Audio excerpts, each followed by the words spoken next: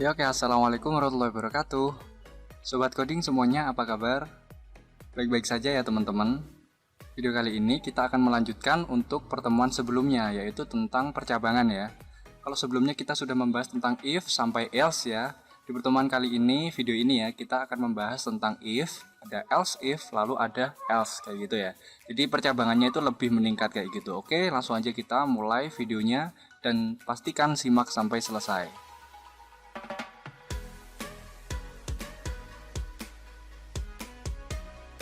Untuk yang pertama, silakan untuk buka dev C++ nya ya. Kita buat file baru. Oke, kita buat header dulu di sini, include.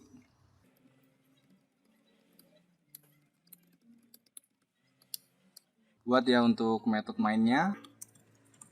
Ya oke, gini teman-teman. Jadi sekarang kita akan membuat 3 kondisi. Yang pertama ada if, lalu ada else if, lalu paling bawah adalah else. Jadi gini itu. Jadi semisal saya punya sebuah kondisi untuk laki-laki dan perempuan gitu ya. Kita akan memilih angka 1, 2. Kalau 1 itu laki-laki, kalau 2 itu perempuan. Selain 1 dan 2 dianggap inputan salah kayak gitu ya. Jadi saya berikan di sini untuk variabelnya itu saya menggunakan integer teman-teman. Ya, jadi integer pil gitu, pilihan ya maksudnya. Jadi nanti kita akan menginputkan angka dengan tipe data integer. Kayak gitu ya. Lalu saya berikan di sini cout, saya coutkan kata-kata kayak gini. Pilih salah satu ya. Saya pick slice n, lalu nomor 1 untuk laki-laki, 2 perempuan. Kayak gini ya, saya akan buat kayak gini dulu. Ya, lalu di bawahnya saya berikan cout untuk masukkan pilihan ya, kayak gini ya. Lalu kita cin-kan terhadap variabel pil. Oke. Kayak gini. Ya, kita coba save dulu ya. Kita save dengan nama if lanjutan. Oke. Kita compile and run, hasilnya kayak gini teman-teman. Jadi hasilnya nanti di sini kita punya 2 opsi ya. Kalau kita milih angka 1, dia akan menjadi tulisan laki-laki ya. Jenis kelamin kita adalah laki-laki. Kalau perempuan, jadi kita harus menginputkan angka 2. Jadi di sini nanti kita inputkan 1 atau 2 kayak itu. Tapi di sini belum kita beri kondisi ya. Jadinya setelah kita enter dia masih kosong. Oke, langsung kita masuk ya teman-teman. Ini masukkan, saya M-nya besar aja biar rapi. Oke, ya. Di sini mulai ya fungsi dari si percabangannya kita mulai. Jadi untuk pilihan kan angka 1, 2, kalau selain 1 dan 2 dia salah kayak gitu ya. Jadi if 1 laki-laki, kalau 2 dia perempuan, kalau selain 1 dan 2 dia pilihannya salah. Mungkin dia transgender atau gimana, nggak tahu ya gitu ya teman-teman. Oke. Sekarang di sini kita berikan if pertama. Oke. If pertama, apa yang menjadi kondisi di sini? Apa yang menjadi peninjau kita? Yang akan kita tinjau itu apa agar kita mendapatkan sebuah kondisi yang kita inginkan. Jadi pil ya, pil. Apabila pil yang kita inputkan itu adalah 1, maka dicetak di sini jenis kelamin saya adalah laki-laki kayak gini.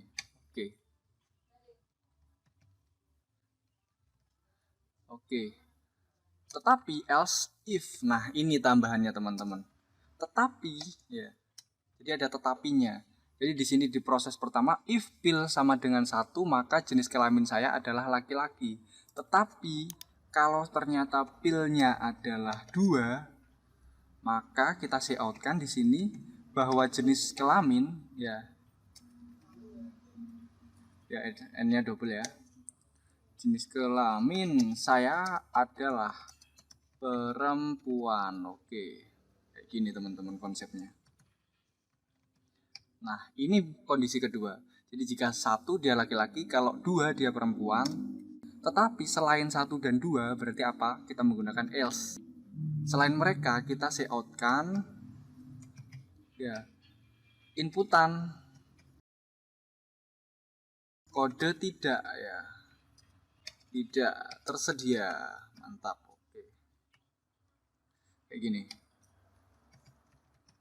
Ya, jadi hasilnya kayak gini teman-teman. Kita punya 3 kondisi di sini.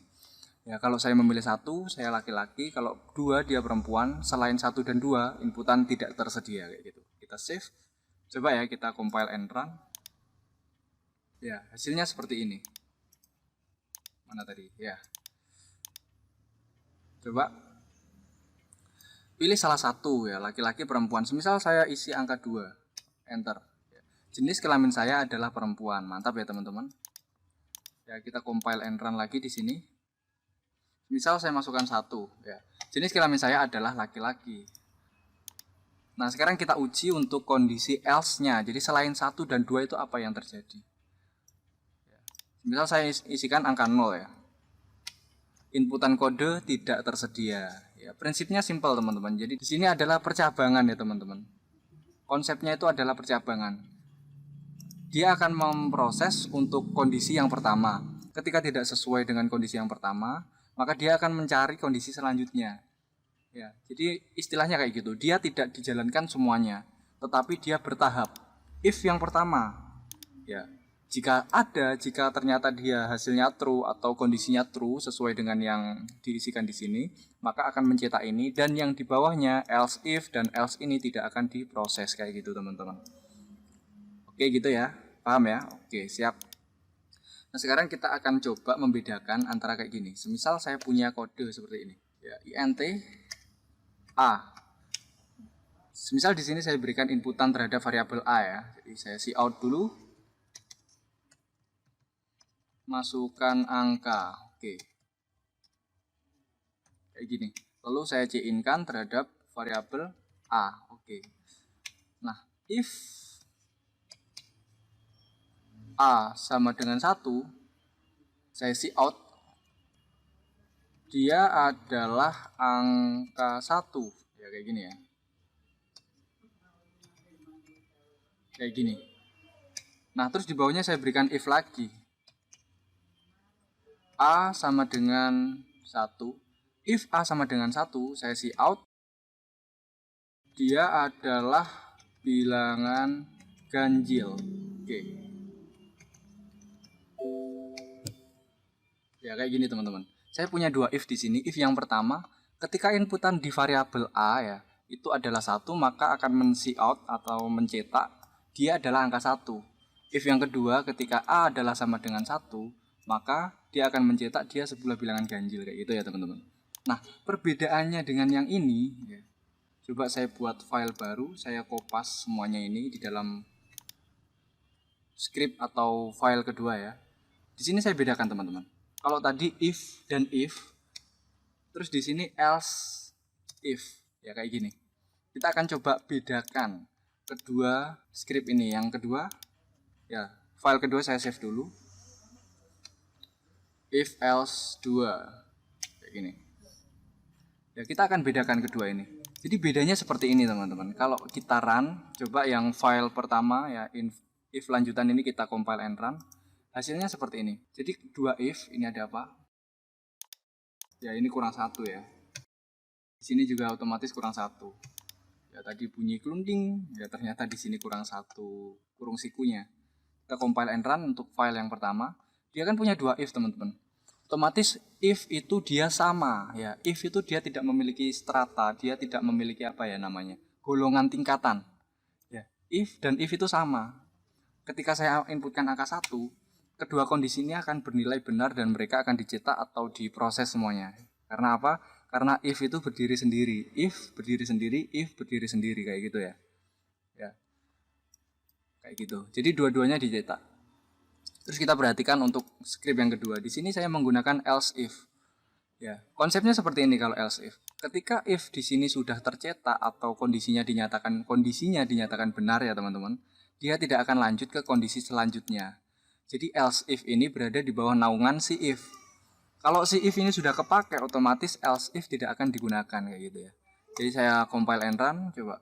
Ya, semisal angka 1 ya. Dia adalah angka 1. Padahal else if A sama dengan 1 sama kan, ini kondisinya benar. Tetapi dia adalah bilangan ganjil, tidak dicetak. Karena else if berada di bawah naungan dari if, kayak gitu teman-teman. Udah tahu ya perbedaan dari if yang berada di luar if dan else if yang berada di bawah naungan if, kayak gitu ya teman-teman. Oke. Ya mungkin itu ya pembahasan kita untuk percabangan menggunakan if, dari if saja, terus if sama else. Yang terakhir ini kita menggunakan if, else if sama else, kayak gitu ya. Mudah-mudahan kalian paham dengan apa yang kita bahas tadi. Next video kita akan bahas tentang switch case ya teman-teman. Jadi percabangan tapi tidak menggunakan if, kayak gitu ya. Switch case. Tetap tonton video selanjutnya. Semoga bermanfaat untuk video kali ini. Saya akhiri, wassalamualaikum warahmatullahi wabarakatuh.